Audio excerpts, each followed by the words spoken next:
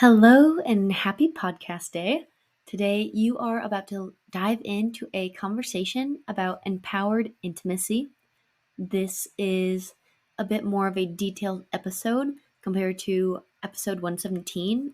Empowered intimacy and the topics I talked about in that episode were all about tantric sex, boundaries, and personal power. So, this is going a step deeper and giving you something to activate you and your partner together and to bring you on the same page, to open you both up in a safe way that allows you to be vulnerable and to enrich your relationship with 7 intimate questions. These are questions that I have with my own partner. They are tried and true. They have transformed everything for me, for us, and I'm sharing them with you here today. I've given them to multiple clients who are either married, in partnership, or are trying to cultivate a relationship with themselves.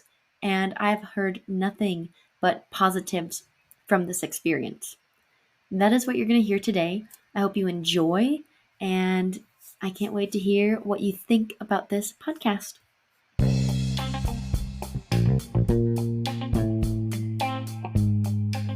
I believe life is about being on a wellness adventure, and since 2017, I've been on a quest of redefining how to create an unmistakably high quality life. It's involved relearning my primal instincts, reclaiming the power of unshakable belief in myself, revamping what is in my kitchen from food to water, and rediscovering the practical wisdom in regular everyday moments. I'm hungry to expose how easy it is to live a vibrant and fulfilling life that is equally good for us and the planet. Here on the Isabelle Wellman Show, we weave the practical and the mystical to evolve into the highest quality versions of ourselves in order to lead a long-lasting ripple effect. Together, let's lay it all out on this wellness adventure. Hello and welcome back to the Isabelle Wellman Show. Today, I'm feeling very grounded. I'm feeling an external pressure when I speak with other people or other people speak with me. Not that there's any pressure on me, but there's a pressure on many people right now. I have seen this come out in the form of anger, irritation, frustration. I feel like a lot of people are undergoing a lot of shadow work. I feel like if anyone is taking something personally at this time, or you live that way where you have not practiced detachment or your own radical acceptance so that you can detach from these external pressures, that's a really big energetic that we are feeling collectively. Yet, if you are grounded, if you have mechanisms and practices that are helping you stay grounded, if you have a practice that is bringing you into your own awareness and helping you detach, I feel like you're probably cruising by. I would love to hear what you're feeling during this time. You can always reach out to me over email, isabelle@isabellewellman.com, or you can reply to any of the newsletters I send out directly, and it's just a conversation between you and I at that point, or Instagram at Isabelle Wellman. Whatever is clever, whatever works, but I want to hear what's happening for you because it's been a funky couple of weeks. I think February has been this fun little roller coaster, the kind you find at a carnival, and it's made for like 7-year-olds. So it's not super dramatic or scary, but it's slower and you do get kind of jolted left and right. That is what I am seeing. And a little bit of what I'm feeling as well. A lot of exciting things. Today, I feel like Betty Crocker. I just made homemade raw almond butter for the very first time. Took a lot longer than I expected, and it's delicious. I will definitely do that moving forward. All I used was my Ninja food processor, raw almonds, a pinch of mineral salt. I use red mint right now, and a splash of vanilla because I wanted a little bit of sweetness. Perfect. Literally perfection. Took probably 15 to 20 minutes for that to all come together.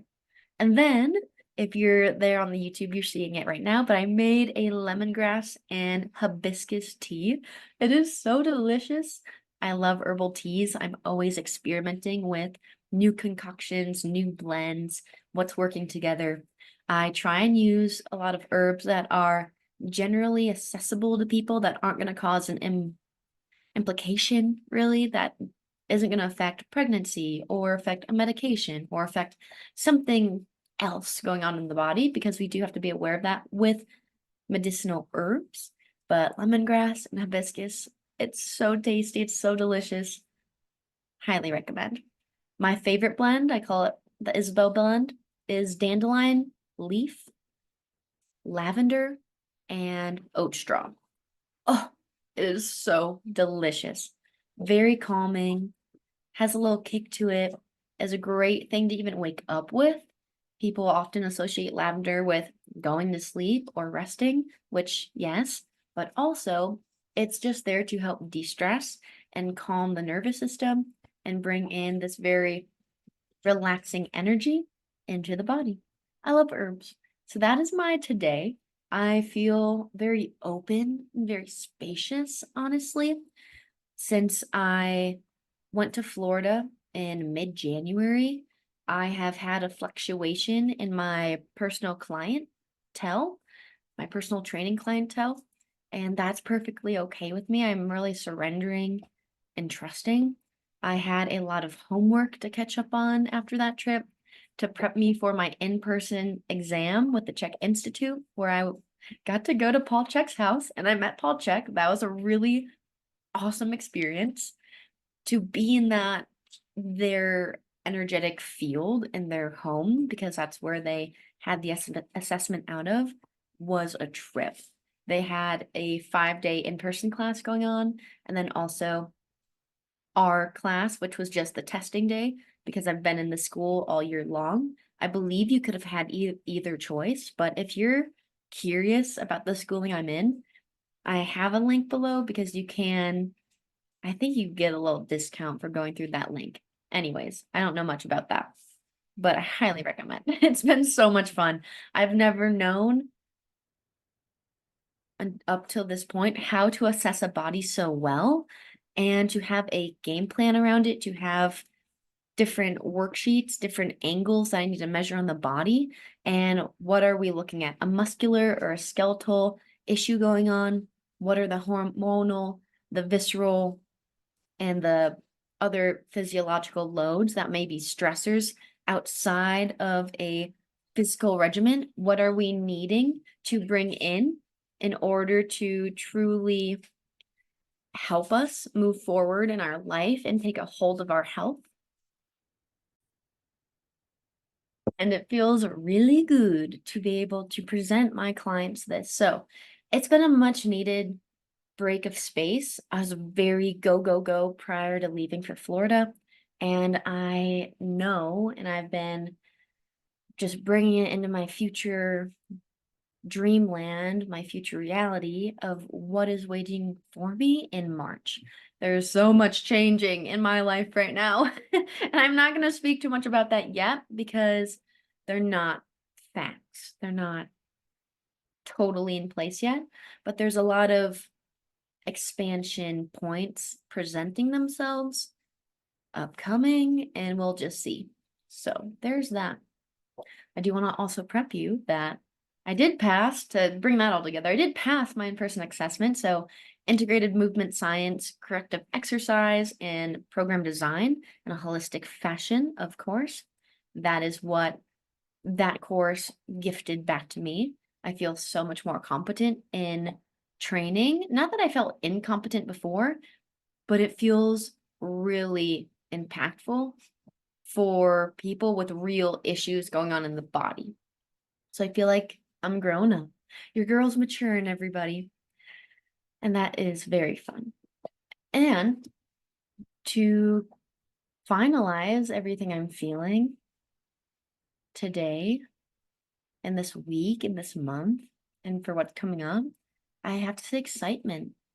I have to say excitement because it's not easy to trust. It's not easy to live the practice of what, our imagination is of, oh yeah, I'm just going to relax into it. It's cool. No money's really, or not the same amount of money is coming in at this point, but I know, and it is coming, and I appreciate where I am now. So that's a whole practice. Another practice is having love for something that is irritating the fuck out of you in your life. And that is a very real thing because we can preach all this stuff, but in my own life, there are different points outside of me that, directly are associated with my life from family and different things. And I don't have to engage. I don't have to put my focus there. My energy does not need to be sent there. I do not need to be entangled in that mess.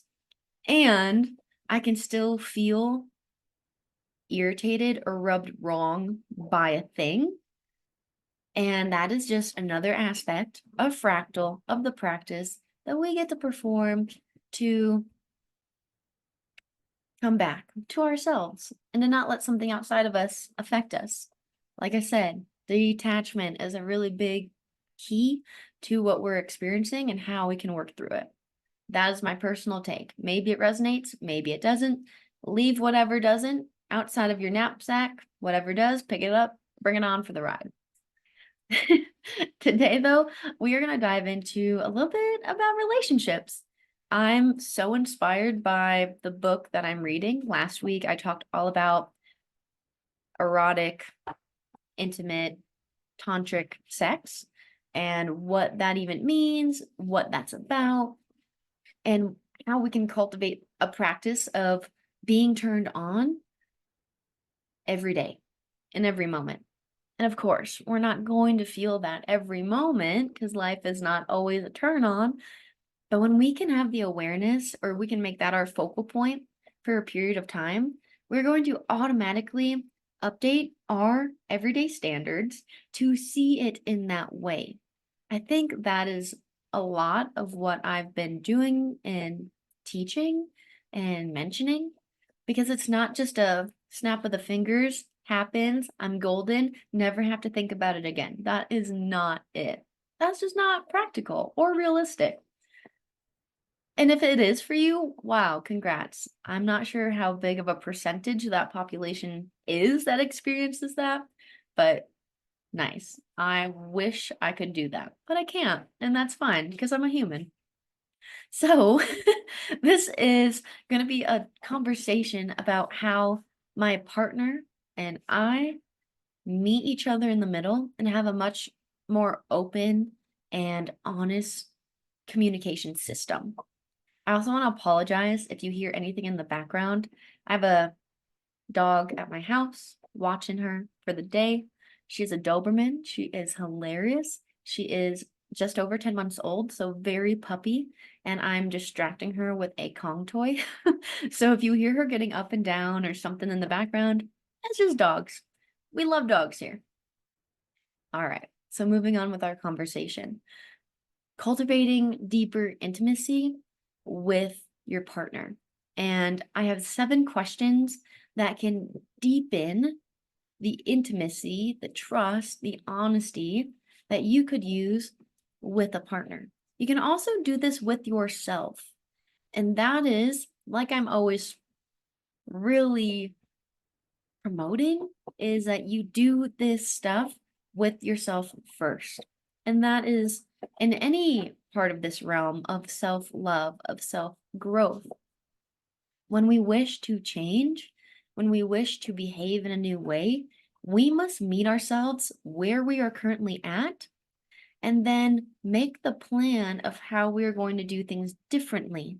Because if we are not addressing what the new behavior is going to be, what is going to trigger the new behavior, what is going to remind us to operate in that new way, the habit, the behavior change is not going to take place. And if we are not addressing what has happened in the past, we are not going to have a new future. If we are not addressing a new way to react to a reoccurring situation, event, person, outcome, we are not going to change in the future. It's going to repeat itself until we do that reconciling and reformation of that event. It's really great when you take the time to do that. This is not a fast-paced life. Everything that is meaningful, delicious, happens slow. Yeah, we love a good quickie once in a while when it comes to sex. But for my women out there, who's actually getting off? Who is actually orgasming in a quickie? Probably not many, unless you've been prepped all day for it, because that is a giant difference in the female body and the male body. Males can have very premature or normal ejaculation. It is not hard for them to ejaculate, period.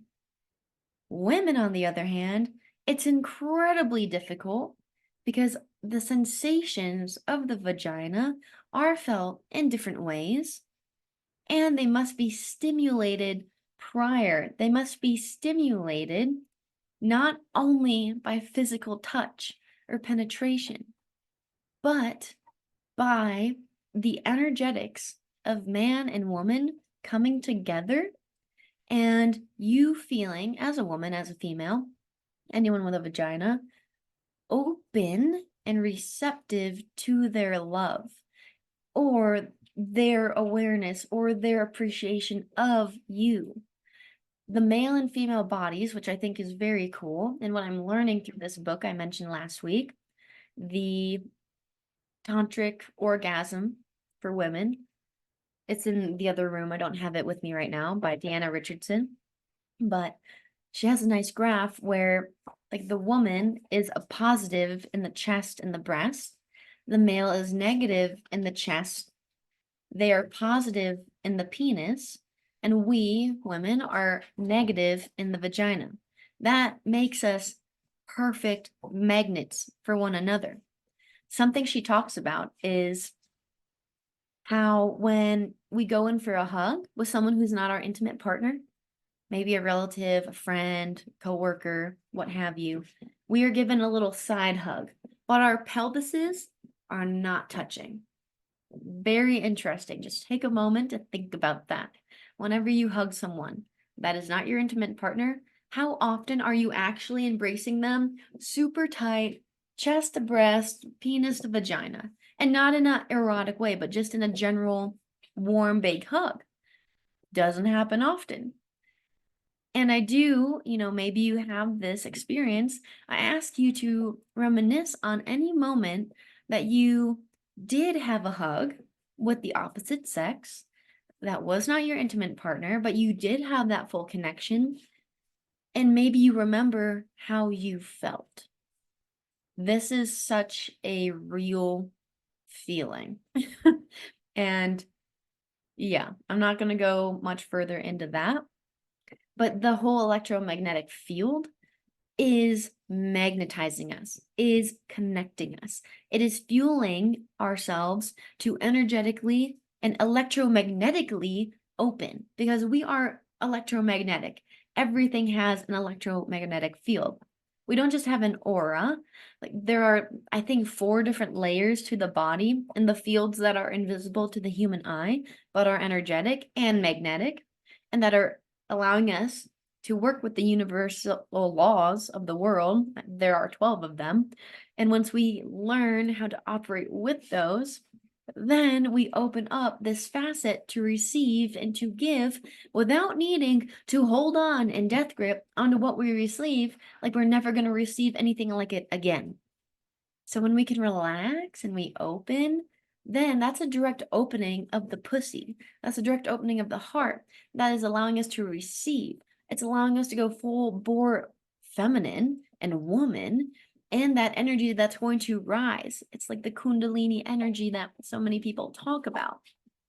So when, you're performing an intimate moment with your partner, if you have one, then you can sit, apart from one another and just imagine this little box shape of energy flowing up through you, out of your chest breast, into the chest of your partner, down to the penis, back to the vagina. And you can do this with whatever partner you're with or have or wish to explore.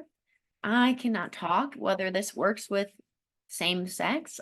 I don't believe it would because of the polarities, but you can do a little flip flop and then it can work like that. Experiment at your own risk. I'm not telling you to handstand the whole time, but maybe if you're even laying and gazing at each other from the opposite ends, could work. Who knows? Just free ball talking right now. I'm also apologizing if you hear the ruckus of a Kong because it's very loud next to me. Moving onwards. So when you're sitting with that partner and, opposite sex, see if you can feel that inhale up through the chest, of your chest, breast, out to their chest, down to the penis, to the vagina, and have them do the same, but in their own direction, with their own breath. And begin just softly gazing, with eyes closed at first, so you can get into this rhythm, and then open up the eyes, gently gaze into their eyes, open up that portal continually, and feel the energy. Send love to them. This is a form of Reiki medicine. This is how we actually send energetic love to someone else. And when you're intentional about it, and when you see it going to that person, surrounding that person, infiltrating that person, they are going to receive that on a very subliminal level, and it's going to heal and open them up as well. It's really beautiful, and I highly recommend you practice it or you give it a shot. You could even do this with yourself in the mirror and just practice the breathing, practice sending love and receiving it to yourself, especially if you are low on self-esteem or self-love, or you don't feel like you deserve a lover or are worth it. That is 100% worth it. And I want to move on to this next portion of the 7 questions that my partner and I share weekly as best as we can. Sometimes we miss a week, so then it's every other week, but we do it regularly every week. We set it on either a Thursday, or if we're going to go out to eat for a date night, we will have this conversation during dinner or breakfast or lunch, whatever meal we go out for. But this is really, wow, this has been transformational. Let me just say that it has helped me be a better partner, to be more receptive to feedback and to criticism in a constructive way, or simply an ask from my partner without it being an attack. And maybe if you're new to this or new to being really vulnerable with who you're with, which is not a bad thing to be new at it, because it's scary, especially when we are still dating and you're not fully committed, or you're not sure what's going to happen, or maybe you are fully committed, but you haven't been married yet.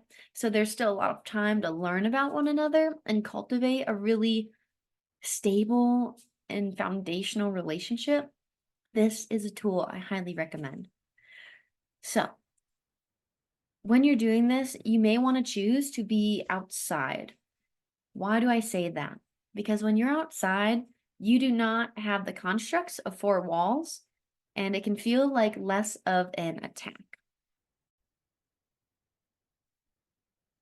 Secondly, when we're outside, we can really ground down into nature.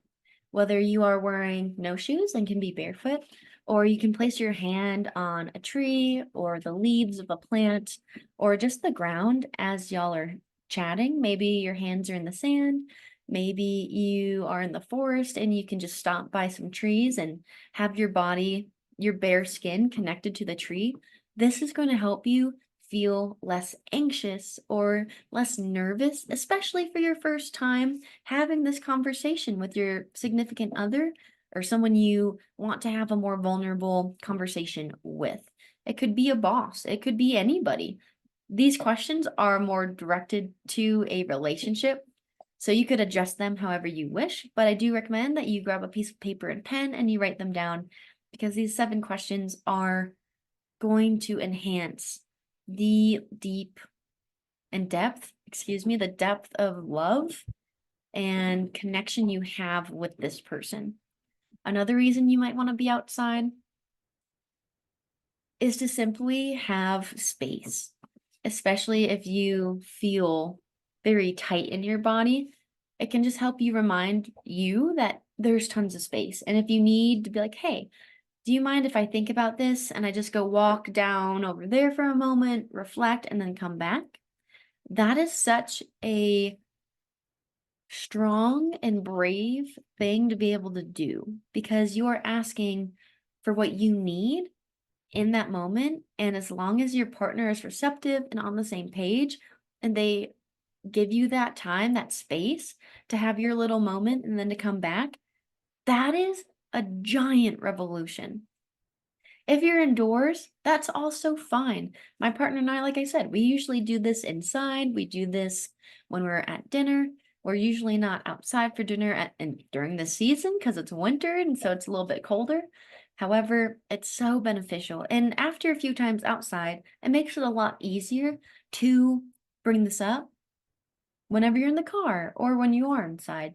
So the first question is, what helped you feel good about our relationship this week?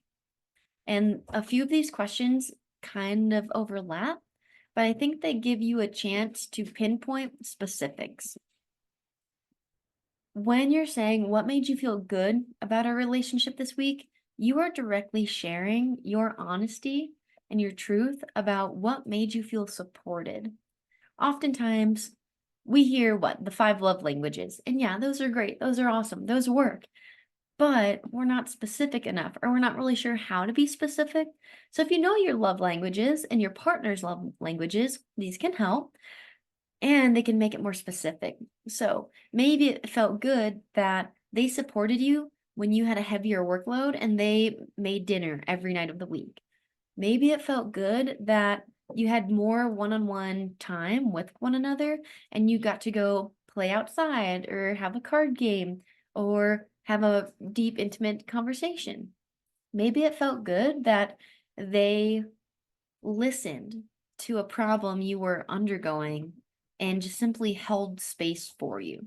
It can be anything that made you feel good, and being specific just lets your partner in to how they can continue to support you and nourish you in that way. On to the next question. Number 2 is, how did I help you feel loved this week? So like I said, feel good about our relationship and how did I make you feel loved can be 2 different things. Feeling good, how you're supported, how you're nourished. That's how I take it. What made you feel loved? This is where I try to be as detailed with specific intimate moments. Like, I really enjoyed when you caressed my face in that way or held my face in that way when we were making out. I loved when we took a moment to talk and connect before having sex. I loved whatever it is that made you feel loved. It could be something outside of intimacy for you. Maybe it was how they brought you a coffee or how they brought you home a little coconut water. Like I said, it could be anything. Maybe they did a favor for you. Maybe something else. But it is all very helpful. And then the third question. What was your favorite memory from this week? This one's pretty self-explanatory, but this just gives your partner a look into, oh, they really appreciated that moment. What did I appreciate? What really stood out for me? What really meant a lot? What is going to be a stamp in my mind as a point of our relationship that I look back to and I remember, or that I'm fond of, or that I have a little fantasy about, or how I might want to do it a little bit better next time, whatever that is for you. Take a little drink of my tea. Moving on to number 4. Do you feel like you have any unresolved emotions or experiences from this past week. This is the doozy out of all 7 questions. This opens the space for honest communication on things that were not dreamy, perfectly imperfect, epic. You get the drill. So you have your 3 really intimate, loving, awesome, reflective questions, and then you hit this 4th one, and it opens up the space to be adults and to not take it personally what your partner says. Some weeks there might not be anything, and that's perfectly fine. I wouldn't expect there to be something every week, because the best part about these 7 questions is this helps you bring this into your everyday life and to address icky, rocky moments quick. For example, we have been practicing, my partner and I have been practicing this for probably 6 months at this point. And like I said, it's not every week. Sometimes it's every other week, give or take. But this has helped us get on top of what is not desirable. And I will admit, I'm not as good at that as my partner Daniel is. He is phenomenal at bringing things up that are not jiving, that are not cohesive, that are, letting one of us down or irritating one of us.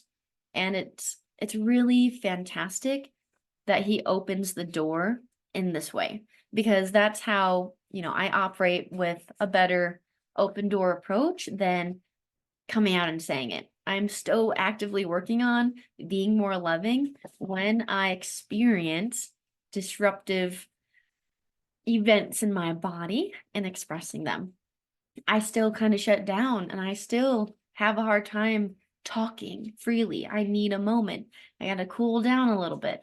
I'm working on my reactive side, and that's okay. So is he. So it is helpful for me in my relationship. It might be different for yours, that he does that and that he can more maturely address the negatives. So in this is like a mini therapy session. And I love this question the most because it's not easy to answer. It can be easy once you practice it, but this is that point that's going to either make or break you and going to show you where you're at and what needs to be worked on. Perhaps this is an example in real life, just because this happened very recently. All right, so I am a contractor with my training. So I do not work for anyone else. I work for myself. I work out of a Anytime Fitness, but I am a contractor. So I pay a rent, but I keep all the rest of my profits.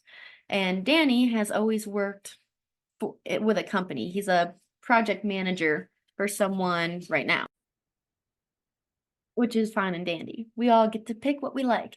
So that works for us, yet we work in a different way. He has dedicated time to an office if he wants, or he can work from home. And I always have a different schedule. That's the biggest difference.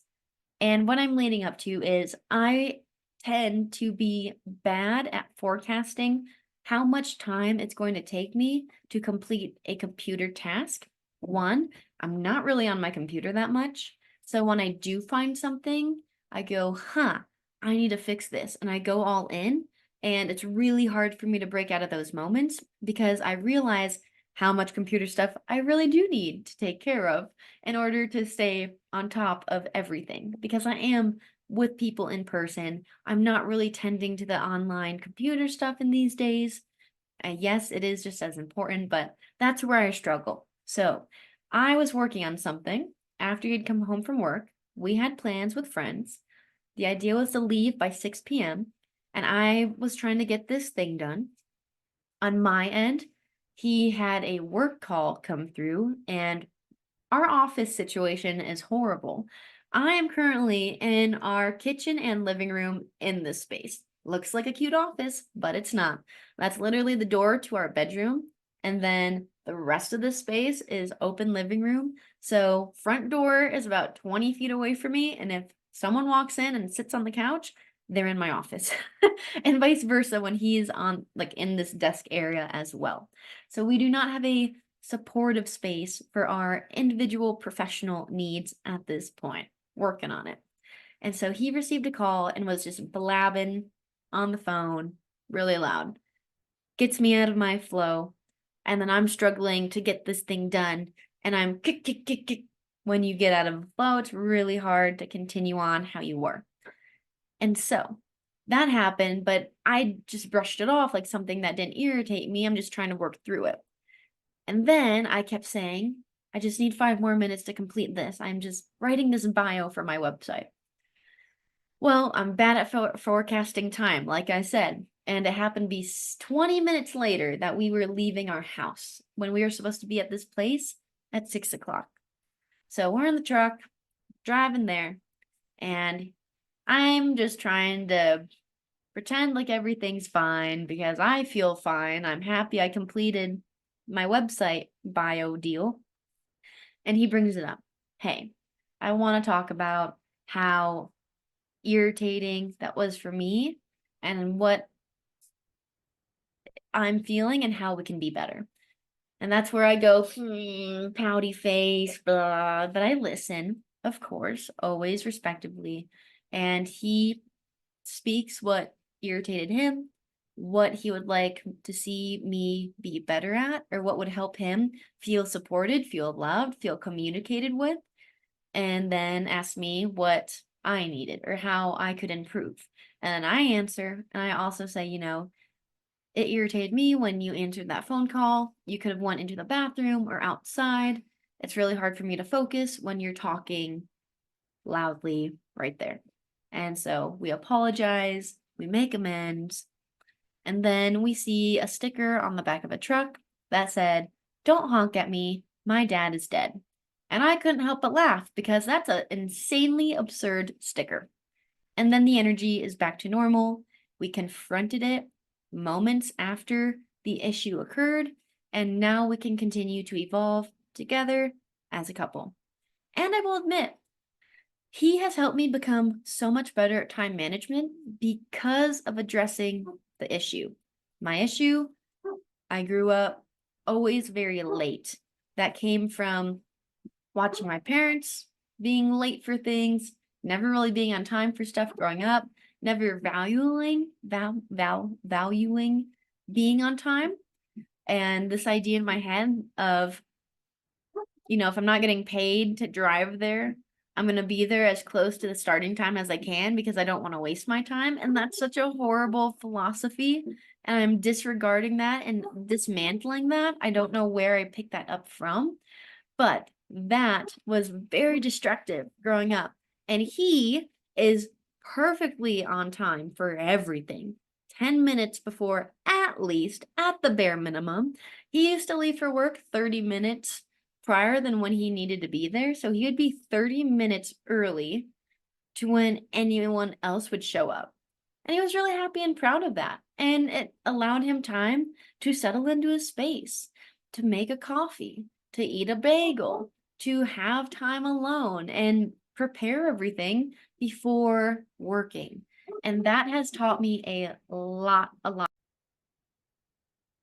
And something else that has been very good is I have helped show him how to relax a little bit when it comes to wanting to be perfect in the eyes of everyone around him when it comes to work and what that means to relax and that he can adjust his output and not feel overwhelmed or overstressed or like he has to put on this persona.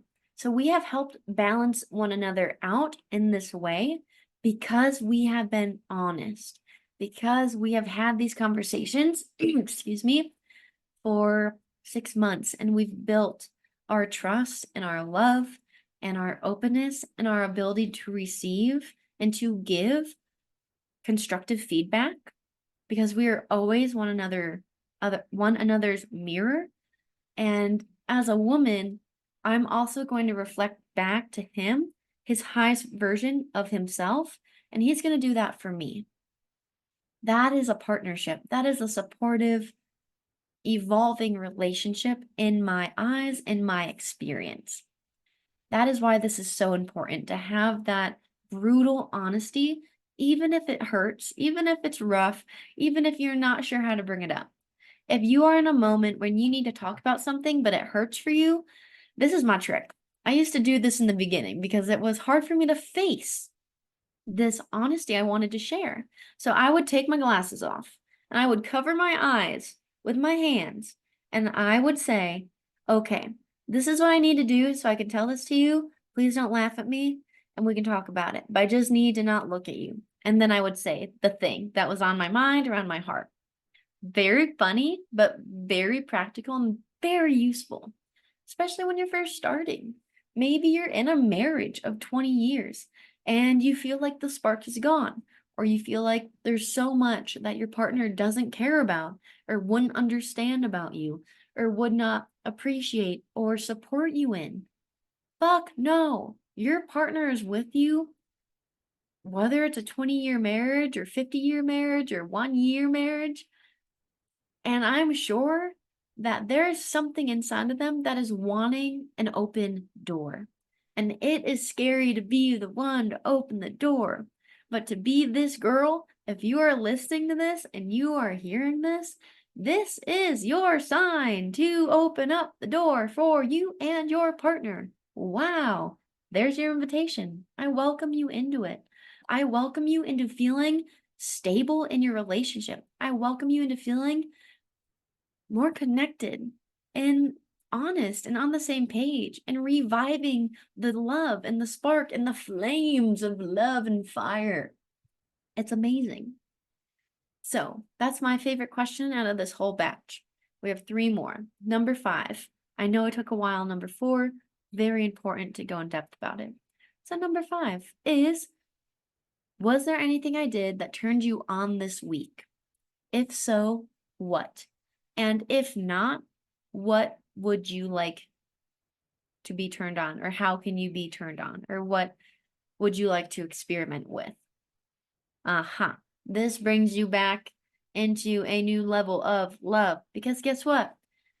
Doesn't matter how long, short or long you're with somebody, after the honeymoon phase, you may experience a little dullness. The initial plethora of dopamine and serotonin and the bliss chemicals of your body may have regulated, and you're used to the person you love and you think is hot and you think is your jam to your toast. And that's okay. And we want to keep our partners and not our parents. We do not want to parent our partners. We do not want to get into the habit of criticizing everything, of pointing out what's wrong every single day of our lives, of saying things in a very impeding way onto them, like they're being picked and nagged on like a parent. We want to love them like a partner. We want to love them like our lover, our sexual, intimate human being we share nakedness with. We do not want to parent them. So this question helps open the door to anything that you may have done to turn them on and vice versa. And if you can't pinpoint a moment they turned you on, this opens up the door to use your voice, which is directly connected, the vibrations of your throat. If you put 2 fingers on your throat as you talk, do a little hum while I'm speaking. Feel the vibration of your vocal cords. Now put a hand on your pelvis over your genital area and just see if you can feel that energy. You might be able to. They are connected directly. That's part of the vagus nerve system, but that's just how they operate. So oftentimes we express through words, through sounds, like most animals do, while we are having intercourse, experiencing sex, especially making love, which is intentional sex, which is that sacred sex, which is tantric. Tantric is really just very integral passionate and connective and raw sex, love.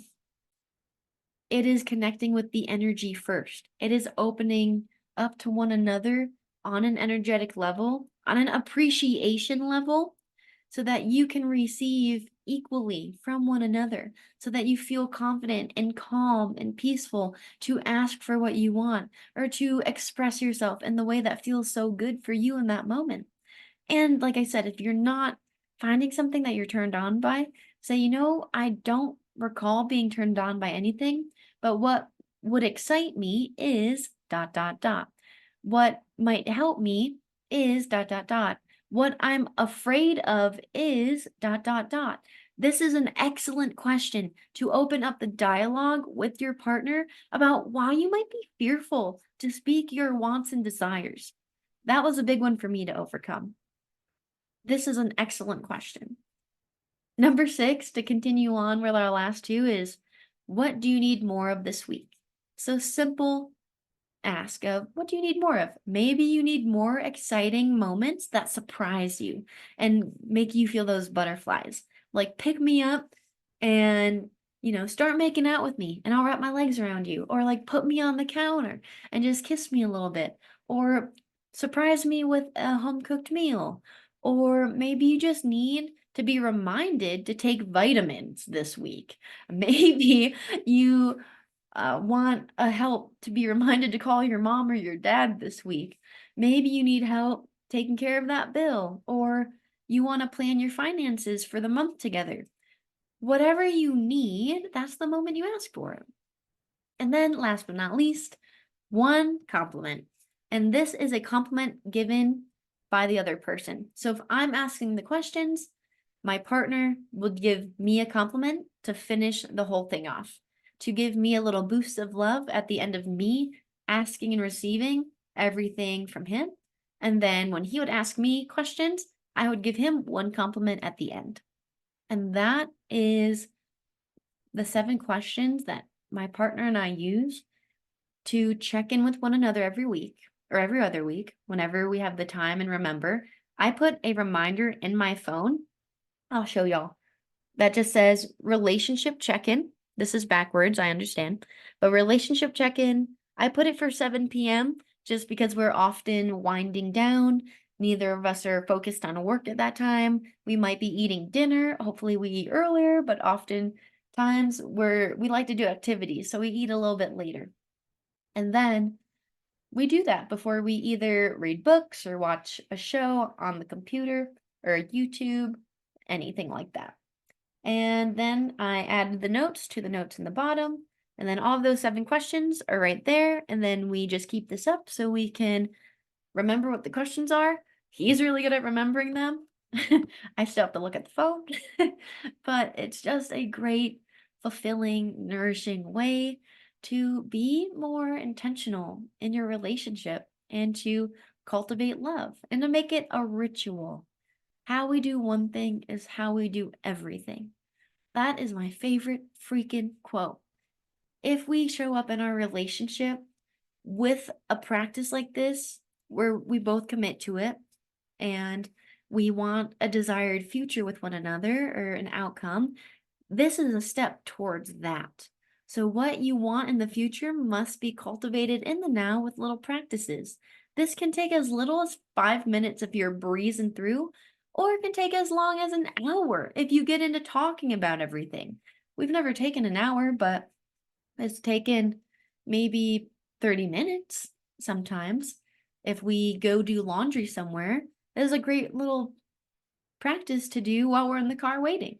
Instead of being on our phones, disconnected from one another, we're connected and we're having fun and we're probably laughing, or we're having a really vulnerable moment and we just get to connect deeper in that. So I hope this helps you. I hope that these 7 questions will change and evolve and enhance your own relationship. Remember, you can do this by yourself. You can ask yourself all of these questions and learn more about yourself and what you need to even call in that partner of your dreams. So that's what I have today. that's what I wanted to share. I think relationships are vital. I think they are karma. I think that we are here to master relationships with one another, especially in the time we're in now when technology is taking over and not in good ways. So, thank you so much for listening or watching on YouTube. I hope that you have a great rest of your day.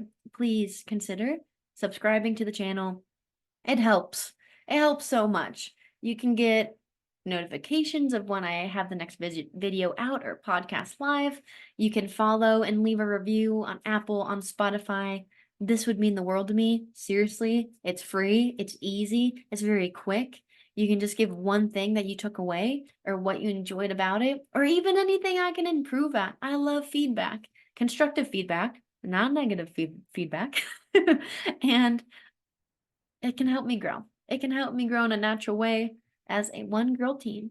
So, thank you very much. I hope that you have a great rest of your evening, day, morning, afternoon, and sending a lot of loving energy your way. Enjoy.